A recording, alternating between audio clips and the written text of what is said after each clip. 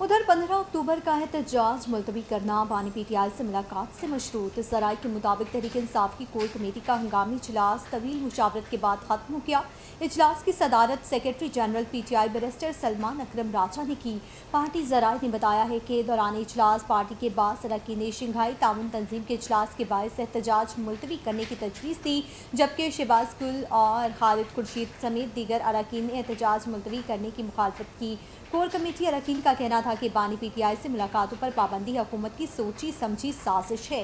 PTI core committee ने 15 अक्टूबर का एहतजाज मुलतवी करना बानी पीटीआई से मुलाकात से मशरूत करते हुए कहा कि बानी पीटीआई की इस्लाहत बारे परेशानी लाहिक है। कोर कमेटी ने फैसला किया कि 14 अक्टूबर तक बानी पीटीआई से मुलाकात की सूरत में एहतजाज मुलतवी कर देंगे।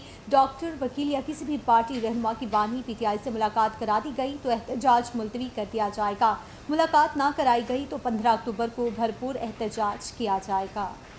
उधर 15 अक्टूबर का एहतजाज मुलतवी करना बानी पीटीआई से मुलाकात से मशरूत। ज़राए के मुताबिक तहरीक इंसाफ की कोर कमेटी का हंगामी इजलास तवील मुशावरत के बाद खत्म हो गया।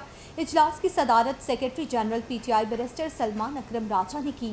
पार्टी ज़राए ने बताया है कि दौरान इजलास पार्टी के बाद अरकान शंघाई ताउन तंजीम के इजलास के बायस एहतजाज मुलतवी करने की तजवीज़ थी, जबकि शहबाज गुल और खालिद खुर्शीद समेत दीगर अरकान ने एहतजाज मुलतवी करने की मुखालफत की। कोर कमेटी अरकान का कहना था कि बानी पीटीआई से मुलाकातों पर पाबंदी हुकूमत की सोची समझी साजिश है।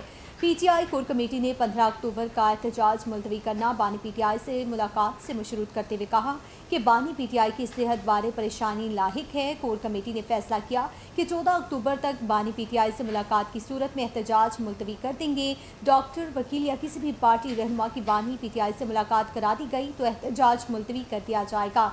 मुलाकात ना कराई गई तो 15 अक्टूबर को भरपूर एहतजाज किया जाएगा।